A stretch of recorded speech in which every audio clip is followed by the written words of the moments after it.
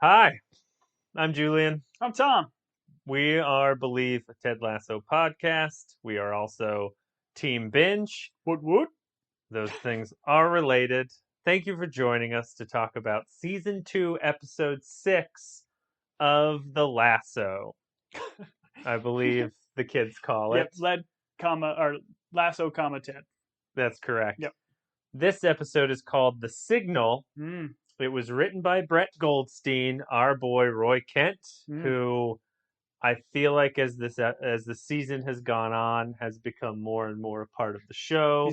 He's here, he's there, he's everywhere. He's everywhere. He's no longer shouting at children. He's Mm. coaching grown He's men. shouting at grown men, He's yes. shouting at grown men. I actually think they show some clips of him being a very good, very emotionally intelligent coach. He's like putting his forehead against Collins. Yeah, that was good. I do feel like he's Although a, maybe they were fighting. Now that I think of soccer fights, it's he true, was yeah, forehead to the forehead forehead to with forehead. Colin. I have no idea. I feel like he's a good dynamic with Ted from a coaching perspective. You really don't get much of any of Beard's like contribution. We know he's got to be doing a lot of stuff in the background. He's reading all the books, so he's seemingly educated in the sport. We don't get a lot of Beard coaching. You don't see Beard one-on-one with players. No, ever. And there's actually a moment here with Jamie, yeah, that kind of speaks to that. Before we get too far into it, our big themes for this episode, our themes, not your themes, We can share are them. We'll share them with we'll the give audience. these themes to you. Mm-hmm. They're on a winning streak, we find out very quickly. 4 games. Dealing with Roy and Jamie, Mm-hmm. Roy coaching Jamie, or not coaching Jamie, however you want to put it. Yep. And then Rebecca's mom and her relationship with her dad, and then also Rebecca's relationships. A lot And of Beards. slashes and beards, that's true. Beard Mm-hmm. and Jane. And then finally, we have some emotional panic attack with Ted at the end of the episode. Yes, which we'll get to. Which we will talk about whether or not that runs through the episode or is just sprung upon us at the end. Spoiler alert, sprung upon us. Which is not to say we didn't love every moment of it. Episode starts with game time. Love the use of the announcers. Anytime they get to use Arlo. Love Arlo. Yeah. Tart to Rojas, they score. We find out they're on a 4-game win streak.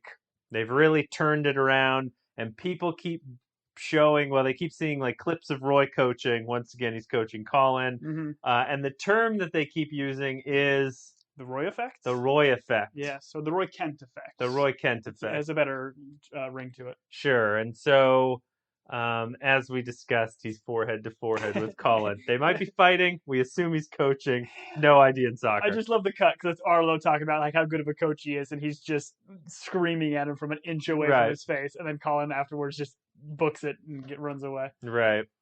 And this leads us into they are about to play in the FA Cup tournament. Tom, have you heard? I assume it stands for Freedom America Tournament Cup because everything we do is a championship in one way or another. Okay. So that was my association, the Freedom America Cup tournament. How far close am I? Your association was close. It was Football Association Cup. Since rebranded over the past couple of years to the Emirates Football Association Cup, you got to throw some sponsor money into it. Why couldn't it be the American? The fact that it takes place in England is probably one of the big reasons. And they're still upset. Yeah. I get you. Okay. But it's a huge English tournament. I knew some of the basics of the FA Cup because I follow English soccer, but I didn't necessarily understand how gigantic it is. Generally speaking, for a Premier League fan like myself, the FA Cup is a big round-robin tournament. I believe it's single elimination.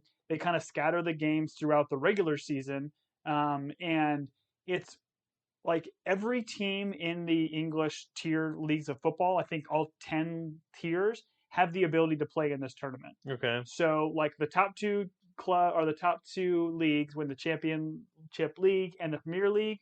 All those teams generally are going to compete and they get a bunch of buys, but a lot of the lesser teams have a chance to win enough games and then play against these big league teams. Okay. So the whole idea, and Arlo kind of talks about it, I think later, and one of the commentators does as well, these are like really, really big games for some of the lesser teams that don't get to play the Chelseas, the Man U's, the Tottenhams, and all that kind of stuff. And it's big for them because they get exposure? Exposure, and it's just like if you don't like they mentioned that none of these like lesser division teams have ever actually won the FA Cup. They'll get like kind of far. Sure. But if an FA or if a lower league team can just beat a Chelsea or beat a Tottenham, that can like make the season for some of these teams and some of these fans. So really big to kind of promote English football, and it is a mega tournament. Do you know how many teams? Maybe you already said it. How many teams total? Starts, I believe, like the actual like they had a term for it, but like when they actually get to like the round robin single elimination stuff, I think there's 32 teams. Okay. But it starts with a boatload of games beforehand.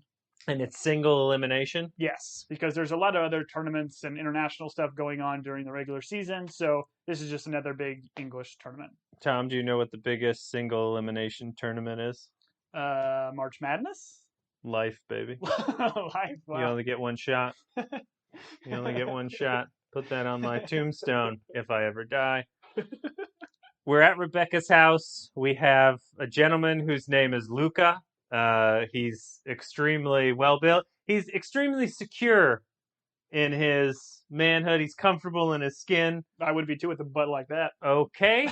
Unlike the rest of us who would obviously never be nude.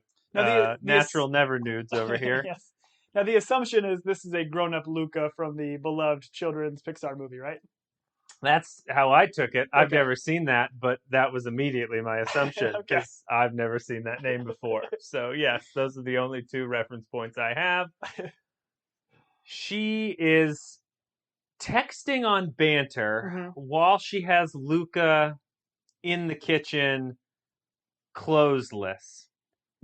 This seems like a level of multitasking that I am against. It seems rude. All right. What's happening here? Why is someone in the kitchen? Why is someone on Banter? Is this just my generation? We never would have done this. We would have either been naked in the kitchen or we would have been texting. There wouldn't have been two things. You would have been naked in the bed? No, I'm a never nude. That's been established. Excuse me. I would have been wearing cutoffs. I think both of these consenting adults understand what this relationship is. I don't think Rebecca would be like texting or doing this banter in front of him. But like clearly they're hooking up on another app, right? We see Rebecca kind of like using it's called like Matches or something like that. It's not even cleverly named. Yeah. It's just Matches, spelled like matches. So that's probably more I can say Matches more if you'd like me to. Please. So that's probably more of like a hookup style app versus the banter that we've established is not about looks, not about that. It's forming an emotional connection. So it's the polar opposites of applications, and Rebecca's having it both ways. So she asked Luca, she's like, hey, Luca, do you believe in guardian angels? Which is the conversation she's having on Banter, which feels, once again, rude. You're bringing someone else into a conversation that you're having on a soul-to-soul level via text on an anonymous, I'll get there, chatting app. But he doesn't know. Luca doesn't know this. He's ignorant. Let me ask you this. Is this also another call away to Ted? Because Ted believes in aliens, ghosts, all these things. Our assumption is Ted also believes in guardian angels since he was raised Catholic. Is this another throwback to them trying to make us think that it's Ted? It could be. I didn't go there. I felt like it was just a means for them to reference Marvel. Everybody loves a good Marvel reference. You want to give us some Marvel references? Well, my first question regarding Marvel references is, what does that have to do with Guardian Angels? Guardians of the Galaxy is Luca's response. Oh, and that's why. Okay. Yeah, that's why, like, Rebecca's, like, she just kind of, like, you know, she's like, of course that's the response. Right, because he's an idiot. Right, because anyone that constantly brings up Marvel is an idiot. I thought you were trying to get at that there was a character called Guardian Angel on Marvel. Probably. But God wouldn't allow it. So then Rebecca's mom shows up in the kitchen. Nina, the housekeeper, also shows up. This is supposed to be a funny moment. It's a hilarious moment. Okay, you laughed. I'm glad. I don't laugh at nudity. Don't like it. Don't need it. It's not just the butt. Like, when the fact that he... Not just the butt. Not just the butt. Listen, I enjoy it's the never butt. Not just the butt, Tom. But he says, like, oh, you gotta put some clothes on. The housekeeper's coming. And then he realizes it's his mom. It's like, your mom is your cleaner? I love that line. That was great. Good. And then, of course, she eventually comes in, the housekeeper drops the mop, and then everybody then it gets that wide shot where we get the whole shebang. Everyone's in there just staring, and then the line of "I've left your father," like Yeah. that worked in there. Okay, Yep. it was funny. Yeah, it was good. It was funny. And quick cut from there to Ted walking into the facility. And Ted knows everybody's name. He's given finger guns. He's clearly on following these people Instagram handles. I don't know what happens on Instagram. And we meet. Who do we meet? We meet Liam. Liam with the laugh. And we called this. We knew he'd come back. Yep. This was brought up when Higgins was without an office, wandering around, and Rebecca was like, "Oh, go sit next to Liam with the laugh," and they both do the. Listen, the laugh that he does. I don't know if I brought this up when we talked about it, but my parents have a friend who was a friend of the family, and she had a laugh. And so that could clear a room. When we were, not that church is ever all that funny, but growing up in church, she would be across the congregation, and you would hear, So that's what I think of when I hear Liam's laugh. I used to do an impression of that laugh, and then one time I accidentally laughed like that without being able to control it. And I was like, no more impressions. It's starting to become me. I thought you did it in front of her. No, never. And she doesn't listen to this, so it's okay. Colin and Sharon are like having a conversation, and we discover Colin's new mantra is, "I'm a strong and capable man. And I am not a piece of poop." I'm not a piece of poop. She's like, you can drop that last part. So Colin's clearly just coming from a session with Dr. Sharon. So we've got some people on the team that are showing appreciation and love for Sharon and what she's bringing to the team. Right. And between headbutting with Roy, his form of coaching, and Dr. Sharon, obviously things are going well for Colin. The doctor and Ted have some good rapport. She encourages him to make an appointment, but they clearly seem to be like on a better relationship. Like they're getting along. It's not nearly as weird. Yeah. I think they've both kind of established. Well, and when Sharon says that, Dr. Sharon, excuse me, she earned it. She earned it. When she says hey, make an appointment, I think she's just saying that not necessarily a jest, but is not ever expecting Ted to reciprocate at this point.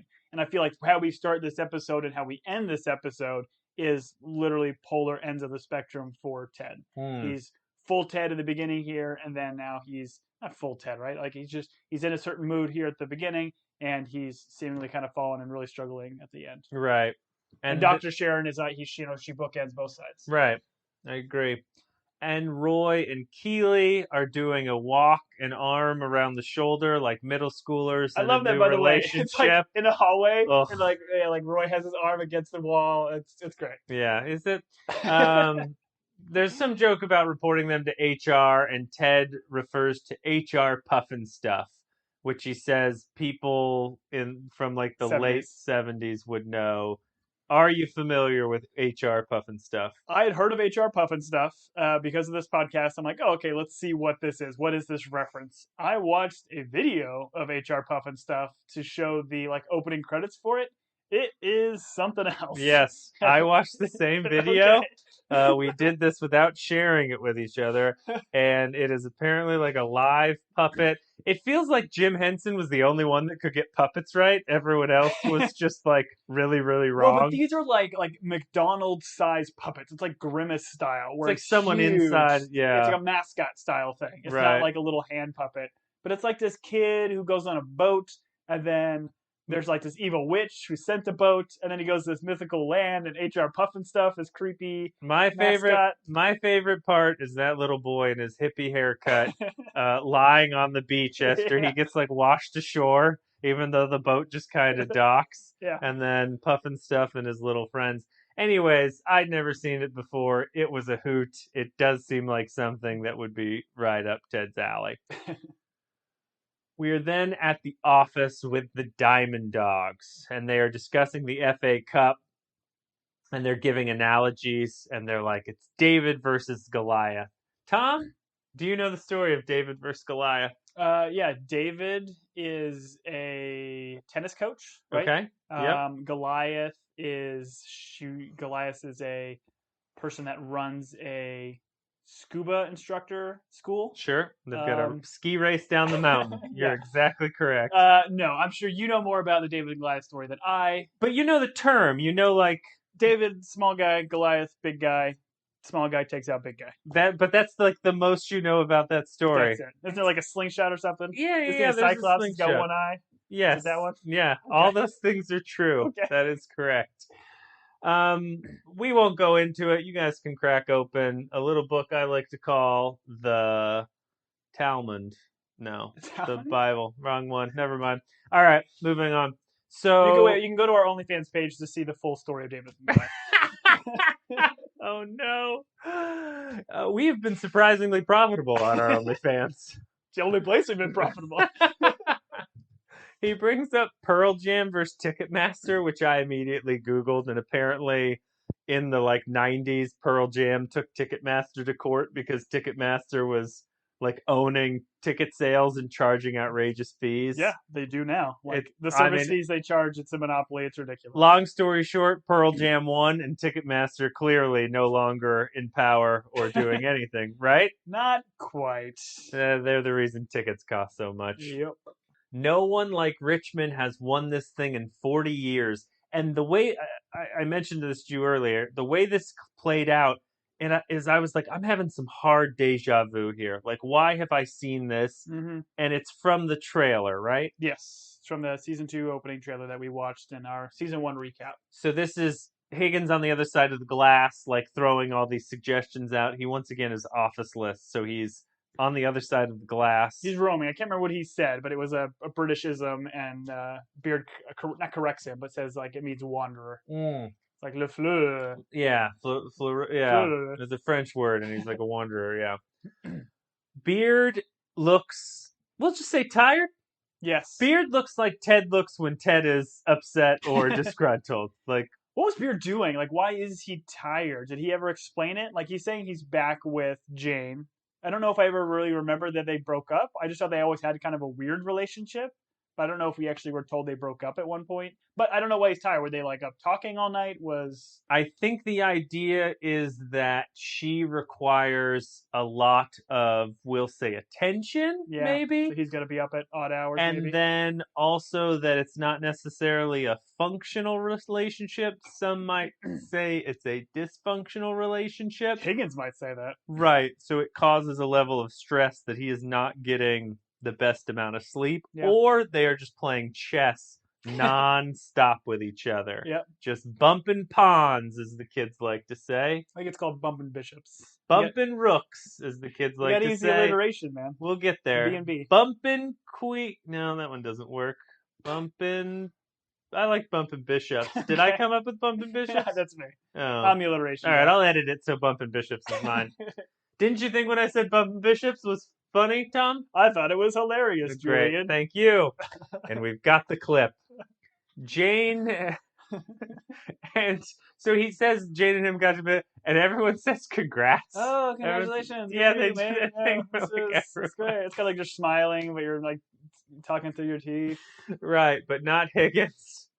And have you ever been in a situation like this where, I guess, let's not limit it to just relationships. You can though, where someone is clearly making a bad life decision, and you're with the group, and you've all got to be oh yeah, you're going back to school to get a clown college degree. Yeah, no, that is your calling. That sounds good.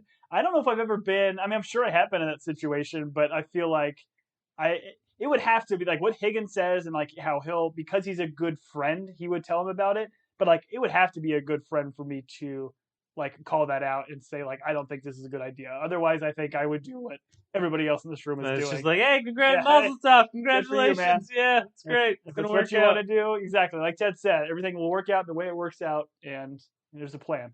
But I don't know. Have you been in any situations that you can recall, relationship or otherwise? No, I always encourage people to get into relationships. You're like Nate. Much like Nate, I just believe love in any sense of the word. Mm-hmm. And once they get married and it's not working out, all I encourage them to do next life. is stay together until you die. Yep. That's my simple advice. Roy, That's great advice. Roy doesn't want to be a diamond dog because Higgins tries to call a meeting of the diamond dogs and Roy immediately leaves. I think we talked about this as well. Roy wants no part of this. Mm-hmm. He was not. They're not going to form a or a pentagon dog or whatever else we decided to call it. Sure. It's not going to happen. He even does the thing where Ted asks him a question. He's like, no, and then he leaves and shuts the door. I feel like that's going to be like my text tone. No. So obviously Higgins is on the track of he needs to tell Beard that him and Jane are not good together, and Nate and Ted are ultimately like, no, you just got to let it be. Well, and I think Higgins calls this emergency Diamond Dog meeting because it wasn't necessarily as much that they weren't telling Beard that he should have it. It's the fact that nobody kind of stood up for Higgins when he made the comment. Oh, he's like, I'm a little disappointed you guys didn't back me up when I said it as well. Yeah. And Ted gives a very funny bit where he's like, I did this once. I told a guy that was in a relationship that he shouldn't be in it. I didn't catch this He's like, my first and only best man speech. Yeah. They were not happy, which is just a great line. Yeah, that was good. I didn't catch it. Is this in Ted's character, though? I feel like we've seen in the first season, he's all about giving relationship advice. I feel like he did it to multiple characters. He did it to Rebecca, did he not? When she was, dealing with the divorce and all that stuff. And no, I had this same thought. Ted is typically not above stepping into people's business. Maybe this is a little bit different because he's telling Beard that the choice he's making isn't right and they may stay together. I don't know. Maybe Ted just doesn't feel strongly enough about Jane. I haven't seen enough of Jane to be like, oh, she's bad for him. This is the first time, we're getting some of Jane, and there always was kind of that. The show was telling us just through the characters and through Beard's reactions that Jane was maybe a little much for Beard. But this is the first time we actually get to see Jane and her going to see this model guy, her sneaking up and scaring him in the parking lot at the end. We're finding Jane's a little eccentric. Well, once again, nothing Jane has done convinced me that she's bad. The only other part we've seen from her is Beard is once again not getting any sleep. Yeah. And he's and we're like, oh, why is Beard so tired? Which in a relationship, I think not getting any sleep is a good thing because it means they're playing chess and they're bumping bishops. Hashtag Tom's. Hashtag bumping bishops. Hashtag Tom's phrasing. Oh, I can't believe we got there.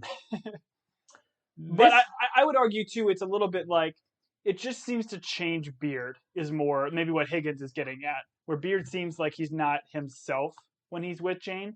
But again, Beard is a very kind of quiet and reserved person. We didn't get a lot of him, but he definitely seems tired and, other things that are potentially going on. I think that's what Higgins is saying. All right, no, I understand.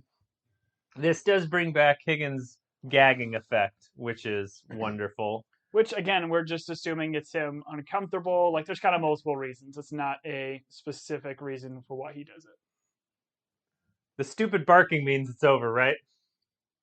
The what? The stupid barking means it's over, right? Yeah, I love at the end of it, he's like, oh, let's call an end to the meeting. And they're like, oh yeah. That means it's over, right? Yeah, that was great. Right. And then Beard comes back in and surprise, Jane's roommate kicked her out, which I guess maybe that's a warning sign in itself. But she's moving in with Beard, and everything's gonna be okay. Oh, congratulations! That's great. That's great. And Higgins practically throws up because he's gagging. Then we're at training. Roy's coaching the team. He's giving good advice. Colin is doing a Danny Rojas where he's just kicking the ball over the goal line. It happens. And Roy's like, oh, you're leaning too far back. Was all of his advice sound? Did it make sense? Yeah, it absolutely did. I think too, this is another bit of Jamie passing or being unselfish, because they show Jamie stepping back to take this free kick seemingly, and he dummies it. He runs over it. So just like he made that pass to Rojas in the game we saw, right. This is more of Jamie being unselfish. Right, which is going to be highlighted later. Mm-hmm. But Roy gives everyone else advice, and Jamie's like, hey, anything for me, coach? And Roy just ignores him. And then Ted's like, hey, Roy, you know you're paid to coach the whole team, right?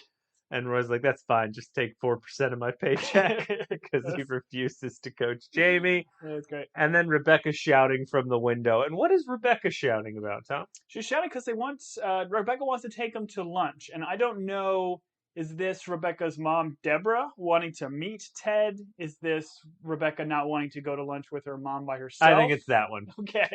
I think it's that one. She probably doesn't want to be...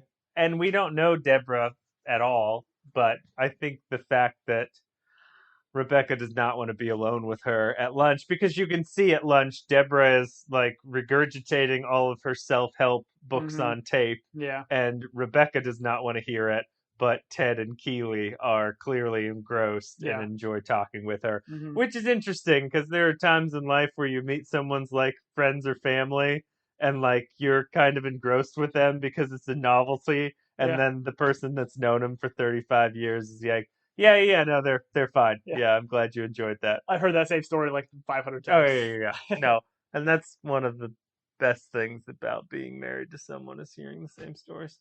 I'll cut that out. I'm going to get in trouble for that one. They're doing the secret sandwich switcheroo. Yeah, every other Friday. Every other Friday. And what sandwiches did they both make each other? BLTs. BLTs. We'll get into the making of BLTs later. I know that you've got a recipe. I do. That you love to share. Very specific. I believe it was your grandmother's recipe, who was a pig slaughterer, if I'm not mistaken. Spoiler alert, they're actually TLBs. Ooh. I don't know what that means. Oh, I'm intrigued. Who eats lunch at 2 p.m.? I thought the same thing. She's like, all right, we'll meet at the pub where we always go, and we're going to go at 2 p.m. And you're like, oh, they're going to beat the lunch rush, I guess? I don't know. I enjoy, this is something that from a young age, I have always enjoyed meeting people's parents. I have thought, maybe I'm wrong on this, I've always thought I've been like there's some friends you don't want them to meet your parents because you're like, they'll never let me hang out with this person. That person's going to like piss them off. I always felt like I was the friend that you could like leave me with your parent. They would probably come out of the conversation with like, oh, our kid's not half bad because that kid's okay. You know, a lovely young boy. Yeah. So I appreciate when Ted's like, I love meeting people's parents because it's like reading an instructional manual on why they went nuts. Let's go! Yeah, Beard. Beard immediately just screams. How is Mrs. Beard?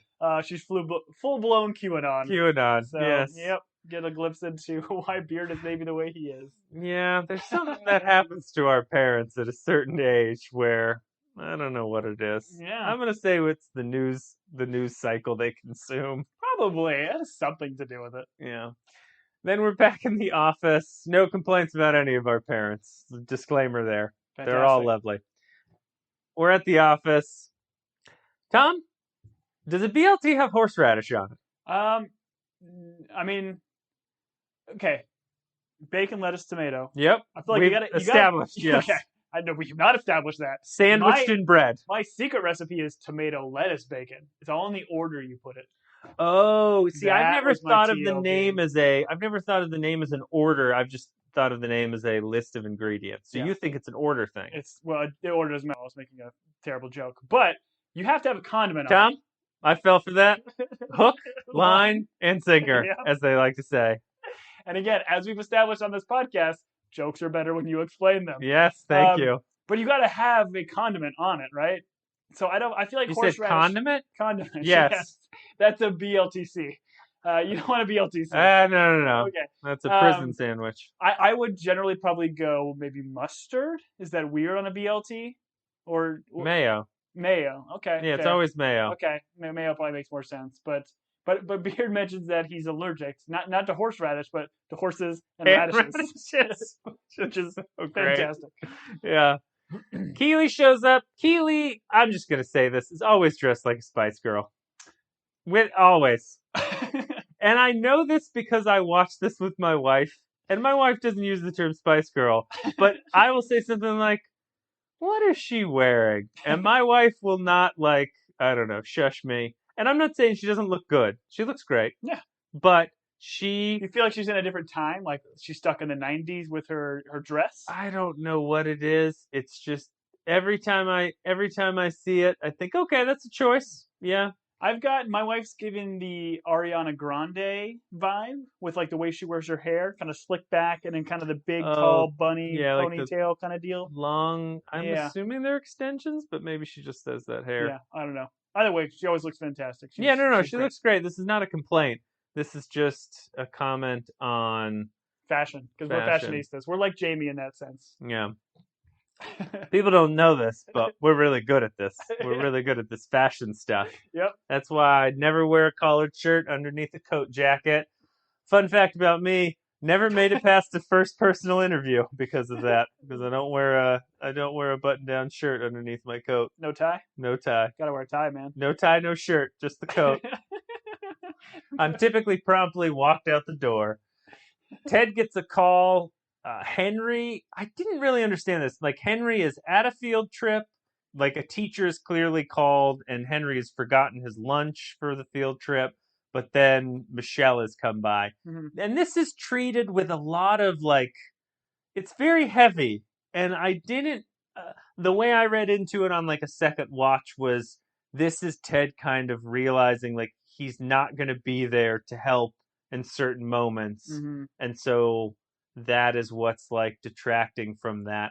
I would argue, as someone who has children, if this is the first time he's realizing that he's not really in his son's life, we've got bigger issues here, Ted. Yeah. Like, I mean, I know you have a child who you love to be in their life. You're a very engaged father. You're a great father, Tom. You really thanks, are. Man. I've seen you in action. You're not bad. Thank you. I will take it. But, like, to not be there, I don't know. So I tried to read into this because at first I didn't really understand what they were getting at, but I'm assuming this is adding to what happens at the end of the episode, right? Yeah, it is. I think what they're trying to push heavy is like when Ted first answers that call, and I'm assuming the way it went is like, hey, this is John Smith, Henry's teacher. So immediately his mind goes to, oh no, is he hurt? Is he injured? Kind of a thing. So like maybe like the fear of his kid being hurt or injured, but I'm with you. Like it doesn't make a whole lot of sense. Like you would assume he still has this relationship with his kid, but he's not there, and he's chosen to stay in London and be here. Right. Like the Michelle thing, we've already established. Like that relationship is not going to work out, but he has chosen to stay in London with his Premier League club when he could have went back after that first season. So, right. Terrible father, Ted Lasso. Ooh, we've established that. I did not say that. I agree with you, but I did not say it. No, he's a great father. Remember, because the son ran and gave him a big hug, and he gave him a drone. He gave him a drone. They gave him a drone. Great father. Father of the year. He'll get him a Tesla next. Jamie comes in and Jamie tells Ted that he needs to tell Roy to coach him. And they all have a big laugh. And this is a funny moment. Yeah. It's very sitcom-y. Yeah. It's like Nate gets his turn to like give his line. And they're all like, they're all kind of they're like, oh yeah, well I'm going to go talk to Roy about my feelings because that's who Roy Kent is. And they all have a laugh.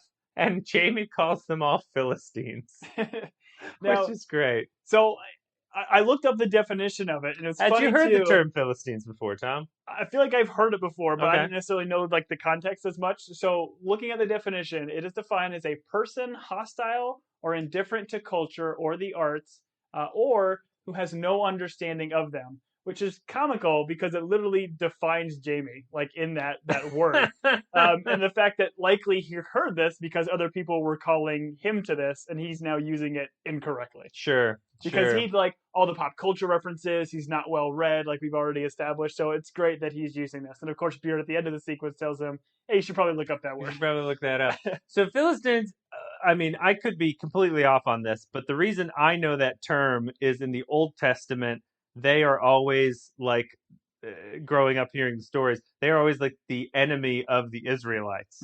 So they are always like, it's like God's chosen people, and then the Philistines are always kind of like that other bad guy, and they're like just like a general evil. Yeah. There clearly was like an ancient culture called that. Mm-hmm. But when he said that, I kind of took it as like he thinks these people are all being kind of brutish and unfriendly, which I was like, I think he used that term right, but I did what you did. I looked it up, Yeah. and it was just like hostile to the arts or indifferent to culture, as you said, which is funny. But we do know that Jamie is really good at fashion, so that's kind of like arts and culture, right? Yeah, but he's not good at fashion. He just he knows buzzwords and he wants to present a brand. So that's like he clearly uses poor phrasing and words like this. So Right. it's good. Ted tells Jamie that Roy and him need to woman up. And Jamie's like, you mean man up? And he's like, no, you've been trying to man up and it hasn't worked. That's a good line. That was a good line. Keeley tells him that, you know what I do? I just agree with everything that Roy says. Mm-hmm. And Jamie... Oh, and so they then part, and this is a great moment, which we really don't see Jamie and Beard interact. And it's almost like the show acknowledges this. Because the two of them are alone in a room, they stare at each other, and Jamie has the boldness, which I really love to say, I don't really know how to talk to you. That it's working. It's working, which is a great line. But Beer's reading a book here in this sequence. Yep. Did you see the book? I acknowledged it was a book. I acknowledged that it wasn't Ender's Game. I acknowledged that it wasn't The Beautiful and the Damned by F. Scott Fitzgerald. And I acknowledged that it wasn't The Little Train That Could, the book that Jamie got and promptly threw in the trash. But he's reading Football Against the Enemy, or released in America called Soccer Against the Enemy. But it's by Simon, I think it's pronounced Cooper. But it's apparently a very famous book, won some awards and prizes and whatnot. But he apparently traveled to 22 different countries to discover the bizarre effects that soccer can have on both politics and culture in different areas of the world. So it seemed like a very interesting read. Little caption for it, I think, was the quote says, "If you're into soccer, read this book. If you're not, read this book." Huh. So it might be worth checking out. Wonderful. It reminds me of a book I once got my brother as a birthday gift. My brother plays tennis, and I found this book at a secondhand bookstore. It was the psychological warfare of tennis, and it was all about how to get into your opponent's head. I didn't read it. It just was a very intense man on the cover, and I was like, he's going to get this. I'll get him a real gift too, but I'm going to give him this. I don't think he opened it up. I don't think he even laughed, but I'm laughing about it now. I thought it was good. That's pretty much like Jamie is in soccer. You got to get in people's heads, man. That's right. Oh, that's true. Man, I brought that up because of this podcast, because I'm that good at this.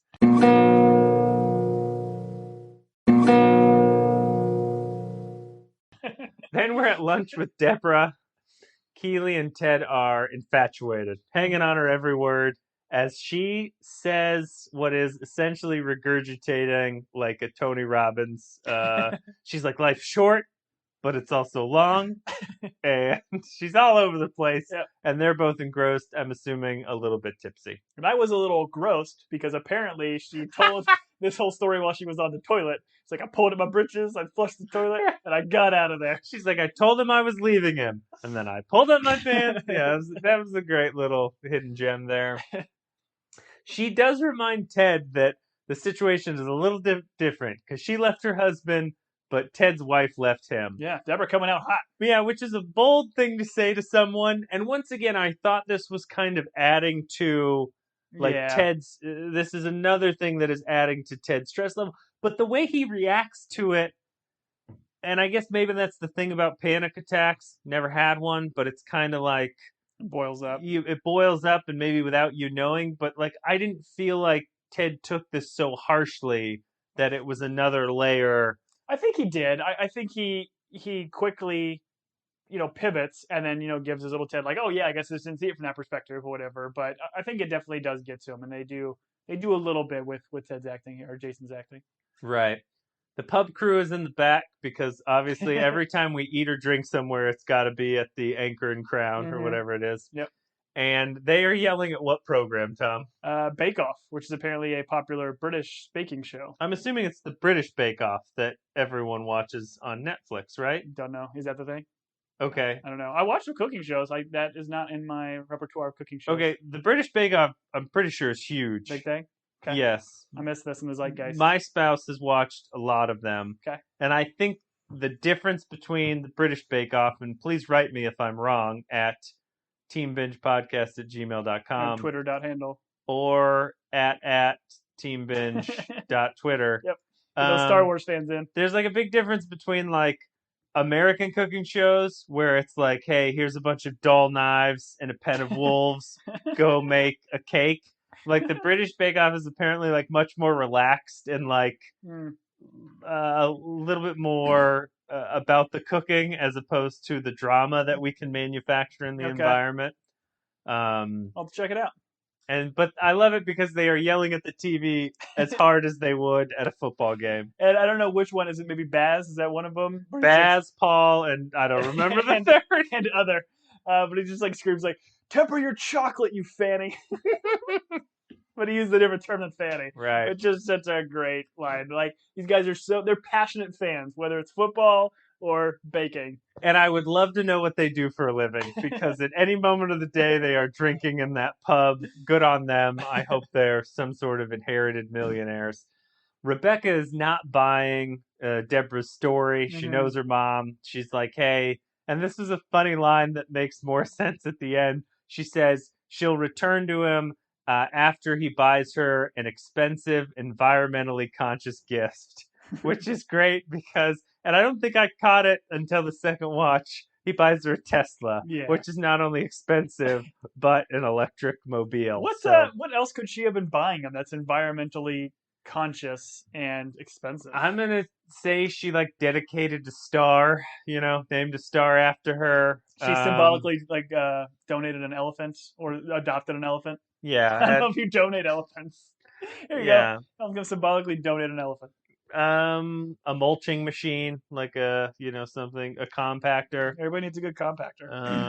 Maybe elderly women. Maybe a recycling bin. I don't know. So, the other thing I picked up on this is that Rebecca comes from money too. My assumption, I think we talked about this. We didn't really know if Rebecca married Rupert and that's where the money comes from, or if she was kind of raised up in that, married Rupert. Yeah, I think at this point the assumption is like they were both Rupert and Rebecca came from wealth and met there. They start singing in the background, "Poor little cake, soggy bottom." I'll do that again. "Poor little cake, soggy bottom." They're chanting it, so you can do as many times as you want. Poor little cake, soggy bottom. Poor little cake, soggy bottom. That one's for you, Tara. I was told by my wife that this is the kiss of death on British Bake Off because it means when you make a cake, all the moisture has gone down to the bottom, so the bottom is soggy and everything on top is dry. Yeah. Which is a reminder to everyone, if you have a cake in the oven, flip it over so it bakes evenly. Is that a thing? I don't think so, but I hope people try it and write us angry emails. Don't take advice from podcast kids. My experience with baking shows is Nailed It, also from Netflix, where they give these people... You have introduced this to me. Yeah, have no business baking, and they give them ridiculously difficult tasks that probably made professional chefs or bakers 2 or 3 hours to make, and they've got 45 minutes. Yep, manufactured drama. Yeah. Thank you, America. Exactly. They never grease the pan. They never freeze it after you take it out or blast chill it. So It's just terrible, terrible baking, but great, fantastic. Everyone give it a try. Beard and Jane are FaceTiming. Apple alert. There it is. She is going to go have brunch or some British thing with Finn, the underwear model, who she's going to go over some of his recent photo spreads. Yeah. Beard handles this like a champ, not at all insecure, although he does start whimpering like a dog. Yeah, once they disconnect the call, he's whimpering, and then we get that shot, and then it pulls out. Again, you assume he's just in there listening by itself. Right. Beard doesn't know it, but he's on the other side of the wall, but Higgins he's eating his pasta and gagging a little bit. Yes. Again, don't know why. It's just he's uncomfortable. We don't really know what triggers his gag reflex, but it's there. I would love to know if that was an actor choice that is stuck, or if that was in the writing where it was Higgins coughs up a hairball. Yeah. Higgins gags. I want to know what that direction was. I feel like it had to be something from season 1, because season 1, we talked about, it had a more, I don't know, a purpose for it, and then they just thought it was kind of funny, and they liked the way Leslie's character delivered it, Right. Or the actor delivered it, so they just kept it going. Right. Tom, you're on a FaceTime call with your wife. She says, "Oh, I'm going to meet Gaston, the underwear model, my friend from uni, to go through some of his photo shoots." How do you take that, Tom? Say, have a great time. Send me an Ussie. Okay. Oh, I guess it wouldn't be an Ussie. Send me a Yui. You're a stronger man than I. I would set the computer on fire. How is that going to help? I don't know. I just like setting things. I like setting things on fire. My therapist has a word for it. I don't know what it is, but she said it after I set her chair on fire. All right. Whoa, was she in it? What? Was she in it? Absolutely not. I don't believe in violence. You're not a monster. I'm not a monster. Jamie and Roy are in the hall, and Jamie tries out Keely's tactic of agreeing with everything Roy says. Roy, being smart pretty quickly, catches on to what's happening. And I think he turns and calls him dumb and a conformist. Oh, he says you play soccer. Yeah, you play soccer dumb and you're a conformist. He's like, oh yeah, you're right. I am dumb and conformist-y. But this was like, throughout this episode, like the more you hear Jamie talk, I love his accent. I try to kind of look it up. I guess it's just a Manchurian accent because he's from the Manchester. Sure, like the Manchurian Candidate. And I think I don't know, like maybe I'm saying that wrong, Manchurian, I don't know. But apparently the actor grew up, what's his name? Phil Dunster. Phil Dunster, yeah. Grew up in Reading. Not Phil Dunphy. Phil Dunphy's Modern Family. Different one, yeah. What's the plan, Phil? Apparently he grew up in Reading, but I just love like his accent, like the way he says like conformiste and like it's great. It just like pushes and sells a lot of his comedy. Right. Definitely. There are funny moments that come strictly from the way he says delivers. Things. Yeah. Mm-hmm. Roy calls him ugly and that he has bad hair. Jamie doesn't struggle with ugly. He really struggles like I'm ugly with bad hair, admitting that he has. He's like, I have hair that maybe kind of he can't do it, which is so great. Like where our vanity stops is often very interesting. Those eyebrows still on fleek though. Oh man, there's like 3 stripes in it. Jamie's like, I'm trying to build bridges.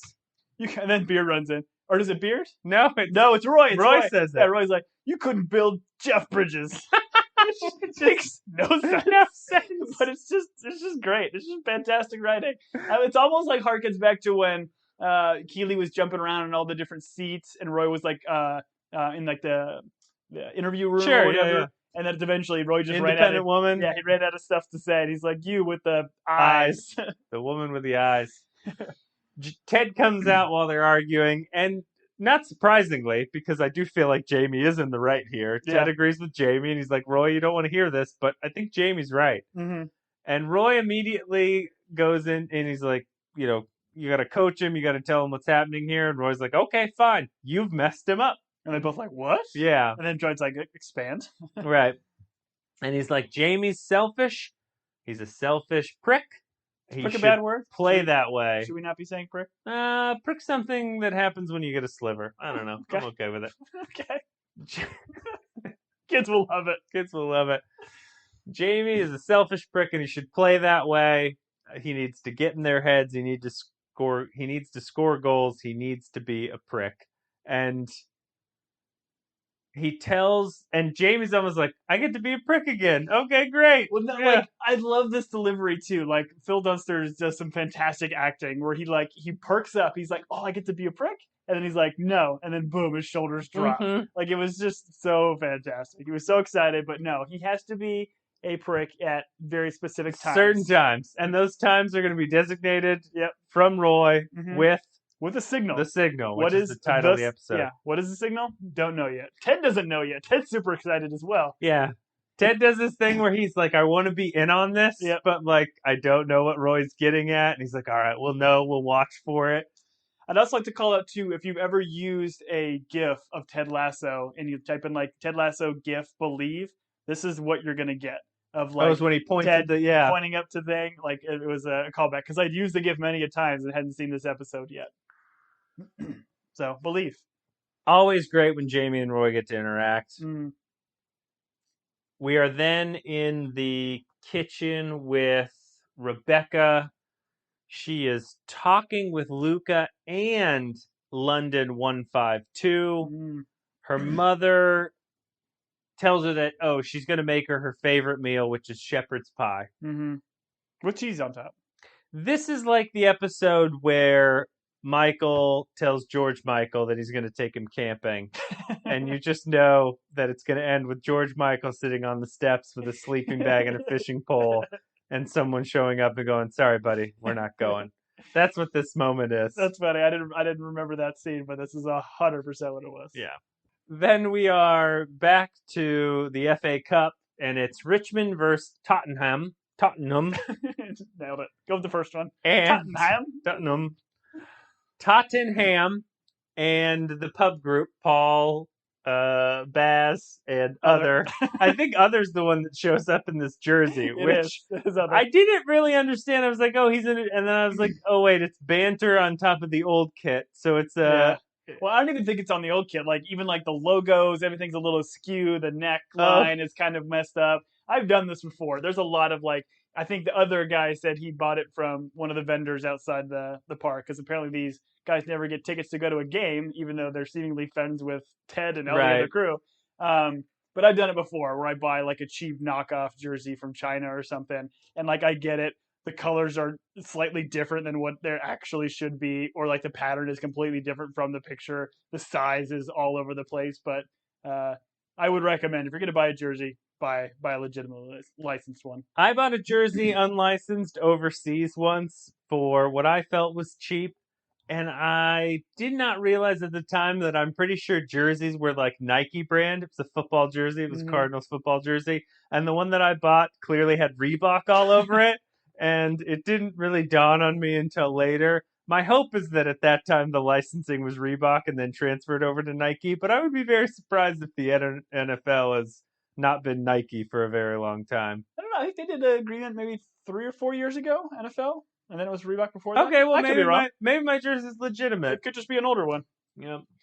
I have a jersey for the Cardinals player, the classic Irishman Fitzgerald. Aye, Fitzgerald. Jamie keeps passing during the game, and they are making comments about it, right? Or at least it's rather than taking the shot, he's passing. And I thought to myself, are we going backwards here? Because with Jamie? Yes, because the show was very big on, we're going to teach Jamie to be unselfish. We're going to teach Jamie to pass rather than be a ball hog. That's his growth.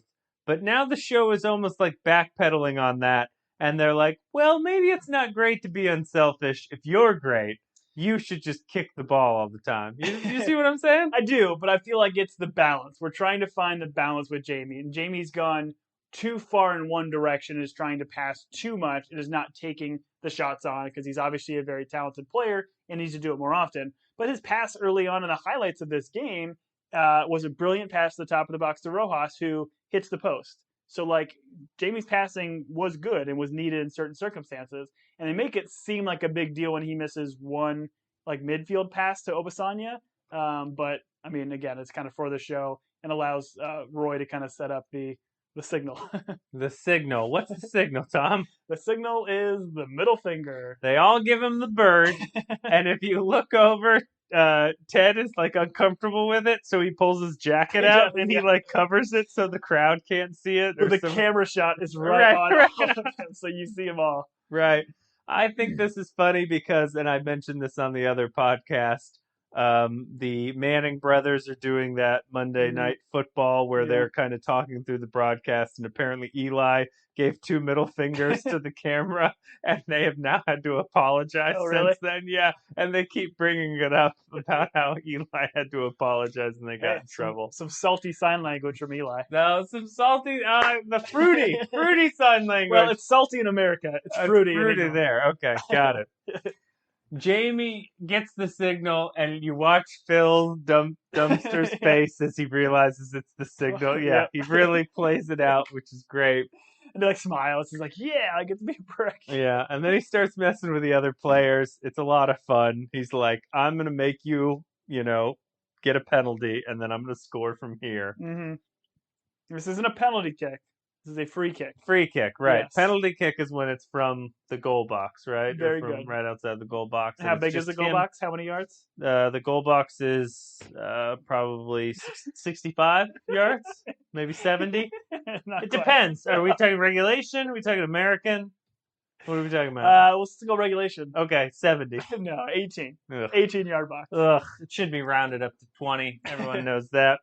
He could say, "Oh, I see what you're doing because I wrote penalty kick." you wanted to point out that it's free kick. I did. Thanks. That's a little outline magic for you guys. This is a very deep kick, right? It's very far.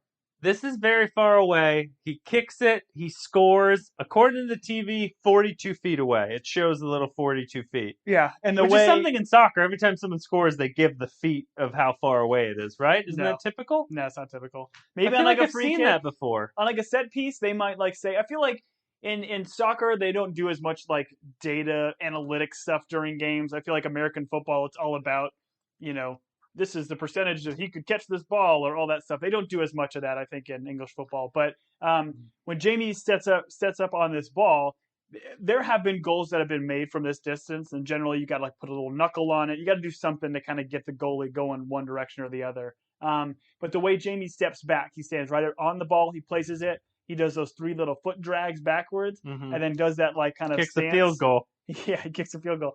He does that stance where he kind of puts both legs kind of parallel to the ball, and that is a very, very classic, recognizable pose from one Cristiano Ronaldo. Oh, is that what he does? Yeah, that's how he took. I don't think he does it as much anymore. But it was important in his career where that's how he would do his stance and set up every goal. It kind of allows him to kind of come straight up on the ball, and like the way Jamie scores this, it's probably kind of knuckling and kind of goes in the top corner.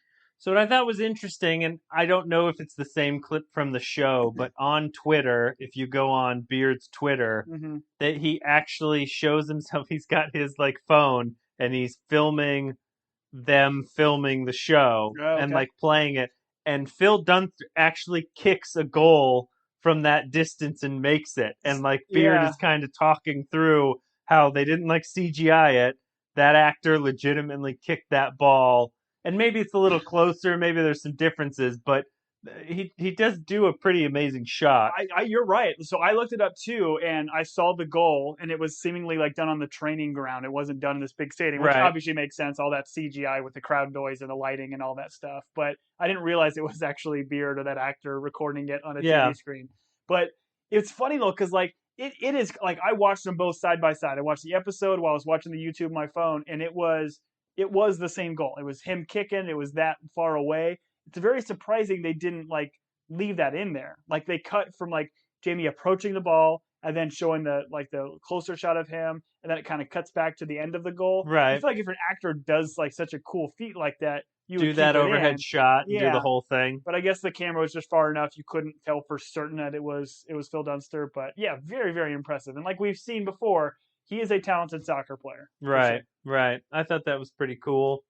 Ted hugs Roy, and there's this moment, I don't know if you caught it, but like Nate is like a little bit off put that he is not being congratulated in the same way. Once again, I feel like he feels he's being boxed out a little bit here. Yeah. And then this is like a play from the last episode where, Roy comes in. They've already laid it on pretty heavy, talking about the Roy Kent effect. Sure. And it's just kind of painting Nate into a corner a little bit. And we'll see here in a little bit, Nate does step up, but he's definitely kind of in a tight spot here. One thing I do want to mention, though, is we see all these coaches on there. This is too many coaches. I know there's like a lot of like great actors and performers, and the way like all these 4 coaches now on this team interact. But it is comical at this point that we've got 4 guys that are sitting up like in that coach's box, providing feedback to the team. How many coaches are typically standing on a sideline? A single coach. One coach? One manager? And there might be a Mr. rule. Manager? One Mr. Manager? There might be a rule in the Premier League. I don't know. But there is like a little chalk outline box where managers can't go like over or past it. So they can't get too far into the other team's box or too far down the sidelines. But you never see more than maybe 2 coaches on the sidelines at a time. Huh. So interesting. It's goofy. Well, here in America, we don't put coaches in a box. I think we do. We put a lot of coaches on sidelines. I guess in American football. Sure. we're then at the owner's box. Mm-hmm. Rebecca's checking her phone. There's no new banter messages. I feel like this might be the first sign of like the show kind of telling us like she didn't get any banter messages over the past like couple hours. Maybe this is a player. Well, my thought was the person on banter sent her the last message and she didn't respond to it. Because isn't it the last one about guardian angels? Isn't that the message we keep seeing? It could be. You could be right. You make a good point, though, Yeah. but maybe that's a clue that they're trying to give us. Mm-hmm. I mean, to this day, I still don't know who she's talking to. Higgins' noise is back. Rebecca makes the comment. She's like, that noise is back. Yeah. So she's heard it before. Which is, I think, the first time anyone acknowledges his little gag. And Rebecca... Is it comical that it's Higgins' running gag is his gag? Yes, Tom. Okay. Yes, it is. And what you did there was also comical. I will cherish this moment. I'm going to write down the timestamp because that was very good. Thank you. Rebecca knows about Beard and Jane. And this is the thing. Like, Keeley shows up. She's like, oh, we're talking about Beard and Jane. Oh, we're talking about Beard and Jane. It's like, what? Okay. Yeah. Everyone's so intuitive other than us in the audience. Rebecca tells Higgins not to interfere. Rebecca then congratulates her mom. Well, she kind of did in the past. Oh, yeah. Sorry. Rebecca, yeah. No, I'm not going to cut it. We all make mistakes. Rebecca tells a story about how the first time her mom left her dad when she was in uni, she congratulated her mom. And then sure enough, they got back together and her mom didn't speak to her for 9 months because she had said some terrible things about her father. Apparently. Keeley knows exactly what's going on, like I mentioned. And then we cut to Ted and his fingers and his panic attack and some weird camera stuff. And like it's almost like horror movie cuts. Like I mean, it's reminiscent to the first panic attack we saw in season 1, where they were at the karaoke club. Where it's a lot of fast cuts. It's doing a lot of like weird audio kind of stuff. Kind of throw some Jamie Tart stuff in there as well. Oh yeah, they're like chanting. It's like Jamie Tart, like the weird voices, and I was like, wait, what does Jamie Tart have to do? Well, and you get seemingly some like yelling from the father at Jamie, or Jamie defending himself from the father. No, that's exactly right. It's the audio cut of the dad yelling at Jamie at the end of last season. So I think what they're trying to do here, like we kind of mentioned, like this is weird. It comes out of left field. They've done a couple things in this episode. No, Tom. Left field is a American baseball term. It comes out of the goalie field. The left corner flag. Okay, sure. Comes out of the left corner flag, the visitor side. But go on. They're trying. What I think is they're trying to establish Jamie and his father's relationship and Ted and his son's relationship. I don't know really how, because like Ted is seemingly there more so for his son and not trying to make that yelling connection. Him. I don't know how, but that's a stretch. The show is telling me, because why are they cutting into this Jamie father yelling stuff, and then Ted's clearly struggling right now with some of his relationship dynamic with his son. So I don't know. Maybe we'll get more of it in future episodes or whatever, but it does seem like an odd catalyst for Ted to have a panic attack. Here were my thoughts. My thoughts were in the form of questions, and I'm going to say several of my questions when this started to happen. Okay. Why? What? Who? What? Why? Jamie Tart? I was so confused. I was like, why are we listening to the dad scream? Yeah. Why are we... I was like... And once again, I just don't think... Like, if you watch the episode again, like, if you dig, you see, like, okay, maybe, like, the thing with Henry is adding to the stress.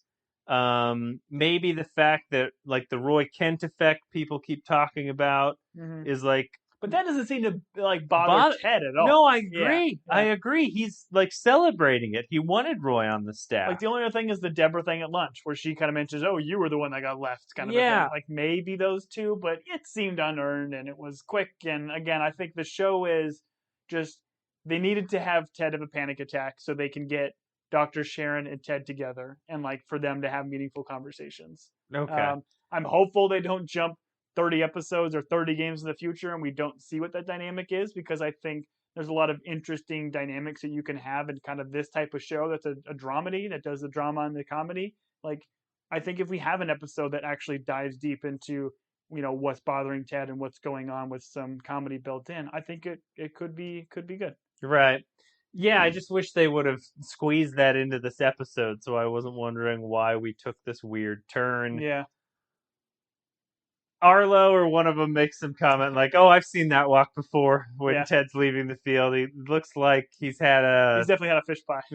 fish pie, a bad fish pie. Yep. Is there a good fish pie? The team watches Ted leave. People screaming, and I thought this was a little bit weird. Are we supposed to think that because they're paying attention to their manager leave the field, that's why Tottenham scores? I mean, maybe. I just think I guess you could say it was a corner kick where Tottenham scores and they get a header goal. I don't think anybody in the team was distracted. I think just the coaching staff was. Rebecca sees Ted. She's immediately worried for him. Once again, we've gone kind of, a long distance in that relationship where she is now worried for him. Mm-hmm. She puts on her hat. She's either going after Carmen Sandiego or Ted. I don't know the difference.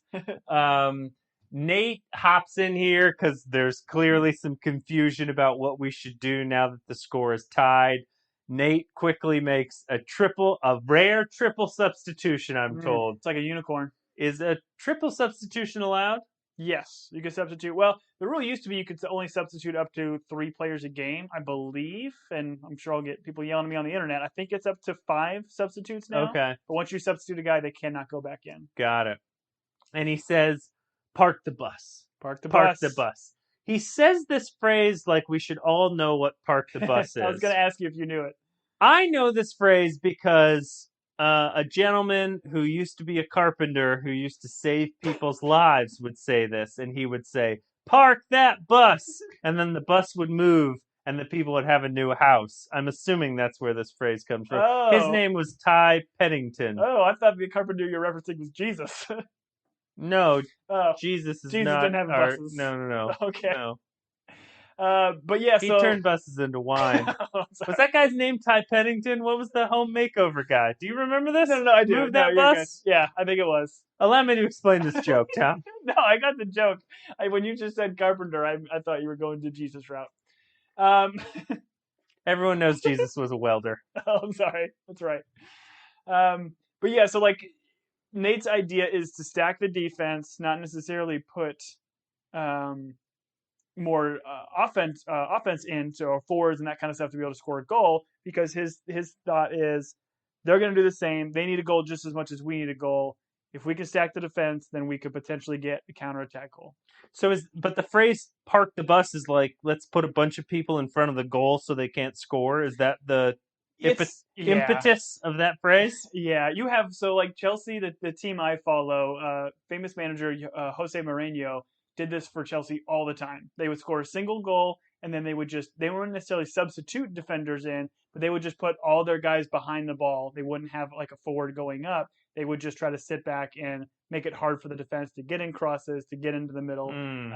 It's a very lame approach at soccer, in my opinion, just because it really slows down the game and generally makes games very boring to watch. But it is a tactic, and counterattack goals are definitely there and can happen.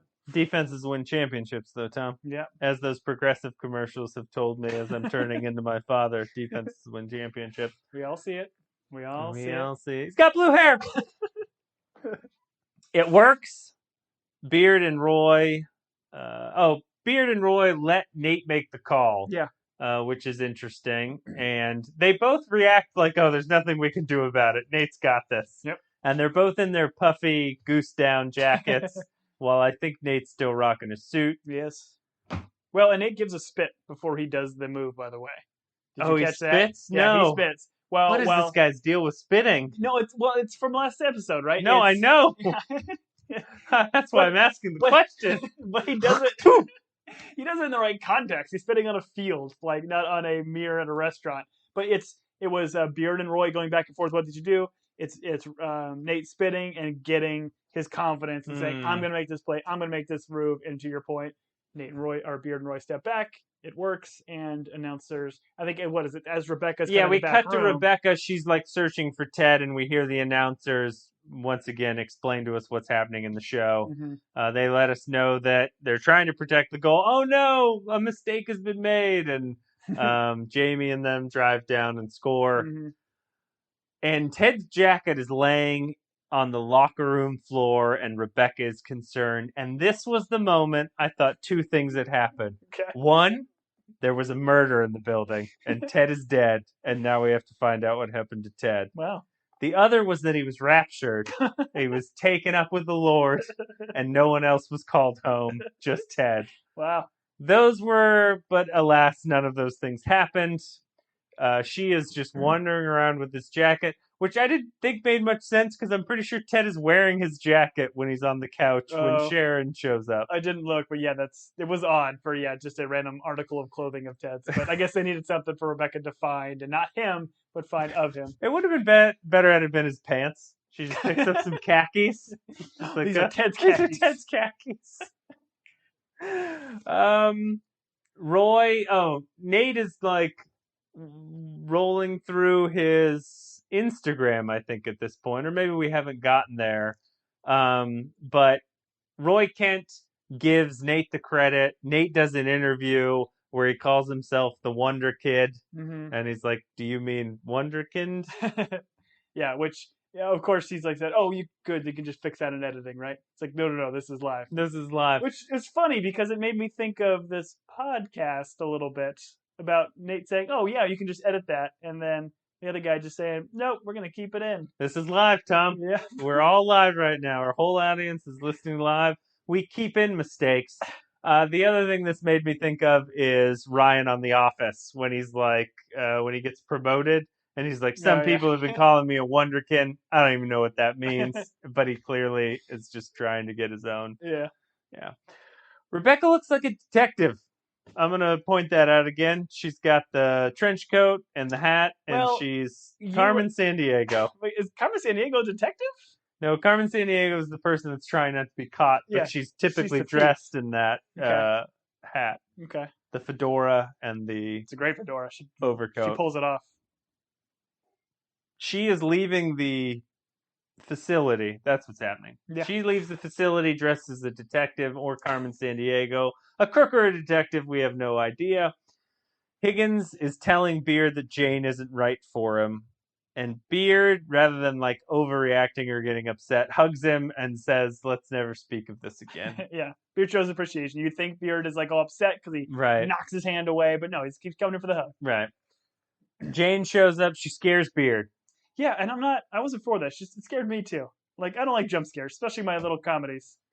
It scared me. That scared you? Yeah. Really? Didn't see it coming at all. The guy that's watching Haunted Hill House and Midnight Mass. I expected in those shows. I don't expect it in this show. It scared me. First viewing scared me. I think it would have been funny had he punched her.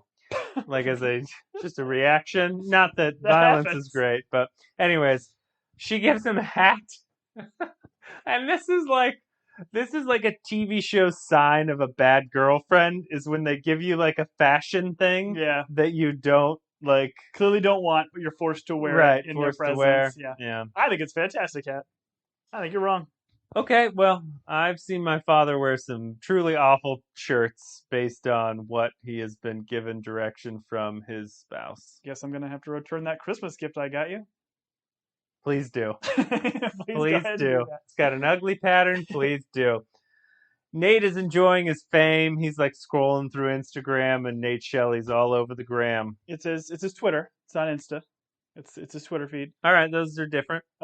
Did you pause and like look at any of the comments and things that were on there? I don't do social media, Tom, so I did not. Clearly, you thought this was Instagram. Yeah, some of them were kind of funny. It says like, "Don't hate because you ain't Nate." So it had like a little like meme of him, which is funny. It had like 3 pictures of Nate. It said Nate the Good, Nate the Great, Nate the Legend. Got it. There was kind of some like ribbing and poking fun of like the hashtag Wonder Kid was in some of the posts. But everything was generally nice, and like as you scrolled through, everything was just saying how great Nate was. This isn't the internet I know. Oh, really? This isn't the Twitter that I am aware of. It's generally a lot more hateful stuff on the internet, and scrolling through comments is, in my opinion, not a healthy thing if you are a celebrity, but people do it. So you think if this was real life, people might not just be only complimenting him? No, there'd probably be things like, man, he got really lucky because that was a really stupid move. You'd probably get a lot more of those. The statistics say he should have done this. Yeah. That was a good nerd voice. Thank you. Roy compliments him. Roy's like, hey, great job. And this is funny because, like, Nate from first season, if Roy was to do something like that, he would melt. But in this one, he's like, hey, thanks. And they're essentially peers at this point. Yeah, so he gets that validation. And I don't know. Like, I think what the show is trying to do, and like I mentioned, I think there's too many coaches. I think something has to give. I think they showed Roy and Nate getting along here. But, like, the interview that Nate gave, I almost feel like we might see Nate move on and maybe coach another team or do something else. Like, I feel like they might be laying the groundwork for something else like that, because I do feel like it's a weird dynamic, but I don't know. It's the way they kind of established this big hurdle, and then an episode later they seemingly have resolved it. I still think there might be something more to this storyline. No, I think they're I 100% agree that they are adding to the Nate storyline, and it'll be interesting to see when and who he murders. Rebecca comes home, finds out that her mother's gotten a Tesla and forgiven her father. She immediately calls Luca. And I looked at her matches on matches.com, the app she's using. Maybe it's not .com, maybe it's just matches.app. I don't know how apps work. And the people that she has on there is a gentleman by the name of George. Yep. A gentleman by the name of lonely_guy, and a gentleman by the name of Marcus. And then there is Hunka Luca. I don't know if Hunka Luca is his match's name or if she's just put him in his phone. No, that's his Christian. His Christian name is Hunka. Name Hunka. Hunka Luca. Last name Luca. He goes by Luca. I would have thought Hunka was the last name. Luca Hunka, but she's got, anyway. It's an underscore, it's not a comma. So the debate's this, I guess, what we're dealing with through this episode is, like, have the hot guy come over or have a deep, in-depth conversation with a mysterious person on banter. Are we supposed to be trying to figure out, like, what's right here, what the right move is? Because she calls Luca, but then she puts the phone down, and then we get the text, and right, kind of next beat. I mean, everything we've seen in the banter app has just been like little, like, one-off like, it hasn't been conversation. It's just been do you believe in guardian angels? Yeah, and a response. It's just like, it's call response stuff. What are you here for? Yeah. I'm here for love. Yeah, I suppose. But yeah, I don't know. I mean, again, I think based off of what happened in the game and all that kind of stuff, like, she's not necessarily in the mood to have a mysterious conversation with a mysterious person. She's wants some loving, man. So she reached out to her boy Lucas. Whew, that is a weird way of phrasing that, but great job, my friend. Let me ask you a question. Right now, you've got two apps on your phone. It's Banter or Matches. Which one do you have? Banter. Oh man, you're such a good guy. What's your handle? Little kid lover. Little kid. Oh no. I want people to know what I'm all about. That you love kids. Yes. And that you're ready to be a dad. That's it. Oh no, Michael Scott. Please don't cancel us. That was an Office joke. Wait, what's The Office? So good. Oh, never mind. That wasn't an Office joke. I kid. Who is LDN152? We pan out and we find, who is it? It's our boy Sam. Sam Obasanya. Now, did you see this coming? Now, no. Did not see this coming. Were you surprised? Nor did you see this coming. Because I went back and listened to our Season 1, Episode 6 podcast, where it was when they were donating this stuff to the fire. Sam comes into Rebecca's office. We had a conversation about Rebecca having an open office policy, because seemingly everybody comes into her office. But it was Sam and Rebecca kind of having some back and forth. And Sam kind of saying, hey, you're a very, like, lovely woman. You must have suitors all the time, kind of a thing. And they kind of had a little bit of a connection. And I think you jokingly said, what do you think about Sam and Rebecca? And I think we both kind of laughed it off as, like, that wouldn't be a thing. Probably shouldn't have, clearly now, because they have an emotional connection they've established here. But did not see it coming in the show. See, I remember this differently, and please don't go back to the tape to verify, but I'm pretty sure episode 6 of season 1, I definitely said that these two were going to get together, and it's only coming to fruition now. So, yes, am I a soothsayer? Yes. You might have said it with a little bit of sarcasm, because I think I've never been sarcastic once, at the same time, you said that Ted, just like I called Ted and Keeley getting together, this is you calling Sam and Rebecca getting together. Ted and Keeley will get married and have 3 children. They will be named Henry, Henrietta, and Henry 2. Whoa, wouldn't it be Henry 3? We're not going to remember the first Henry. Oh, wow. That's American Henry. The most, your English Henry. Henry is the other one. Henry. I would like to point out Colin's cheetah polo. I think it's something that should be noted and celebrated. It's an incredible shirt. As the kids, I think, would say nowadays, pretty dope. It's pretty on fleek. No, on fleek is like eyebrow stuff. I think it's like. Oh, okay. I didn't know that. I don't know. The internet's gonna yell at me. As a guy with eyebrows, I didn't know that. But it's a dope polo. It is a great polo. I believe they are rapping to the rapster they called Drake. Oh, was it Drake? I didn't know the rap. I only looked it up because I looked up the end song. Okay. But where do we find Ted, Tom? We find Ted knee deep in that couch. I don't know. Phrasing? Knee deep in that couch. Phrasing? I don't know. Poor couch. I mean, he's seemingly been in that couch since the end of the game and just waiting for Sharon to get there. 8 hours. Yeah, 8 hours he's been in that office. Probably not too long, because I think Sharon went back into her office after they all celebrated. But I mean, guys all took showers and probably got ready to go out. But yeah, Ted's there. He's in a rough place. How's his hair? Well, this is why we know he's in a rough place. His hair is disheveled. Disheveled. Yeah, when we have disheveled hair. But he's doing some great acting here. Like he's in a tough place. He eventually tells Sharon, he's like, hey, like I need to make that appointment now. And I'm interested to see where they go from here, because I personally don't like making light of these topics. I mean, we're a comedy podcast. We joke around about this, but like, this is a very serious thing, especially now that he's going to have this relationship with Dr. Sharon. If they kind of make this too like funny haha, I don't know if I'll be a big fan of it. I do want them to take this struggle and Ted's panic attack seriously. So I'm interested. Like I say this a lot at the end of our pods, but I'm interested to see where they take this. I am not making light of the fact that he is seeking help and like wanting to talk to someone. That is great. I just felt like it came out of 100% left flag corner, as you said. Visitor side. Yep. I just don't know that they laid the groundwork for this. Yeah. During the game, that like all of a sudden it's like Ted's having a panic attack. Mm-hmm. Great that he wants to talk to someone. I'm interested to find out why and what is kind of added to his stress. I'm only not making fun, but just interested in why we got there and whether or not this is just a point for the show to add drama, or whether or not something real will come out of it. I feel like it's the beat for the show. Like they say, okay, what do we want to do for season 2? They put a bunch of note cards. This is where we want to go from here, here, here, here.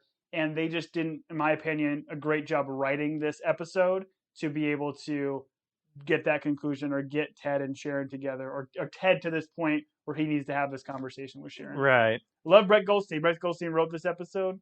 Roy Kent wrote this episode. So maybe there's just a couple little misses there. The song that is playing at the end, I thought was Bon Iver, or Bon Iver if you're me and how you pronounce it. But it is someone by the name of RYX, so maybe Rye X, and the song is called Only. Okay. I like the song. I thought it was well done for, as these guys always do, well done for the end of an episode to kind of hit that dramatic note. But once again, RYX, and the song is called Only. All caps. I enjoyed this episode simply because we got to see Roy and Jamie interact, and I love those moments. Mm-hmm. I've been open about stuff that came out of what I felt and what we felt as Americans left field. I am interested, as you mentioned, to see where they take Ted and like what's going on with him. I am also interested to see what happens with Nate. I think you're right. I think we're kind of laying the groundwork for, is Nate going to kind of blow up here?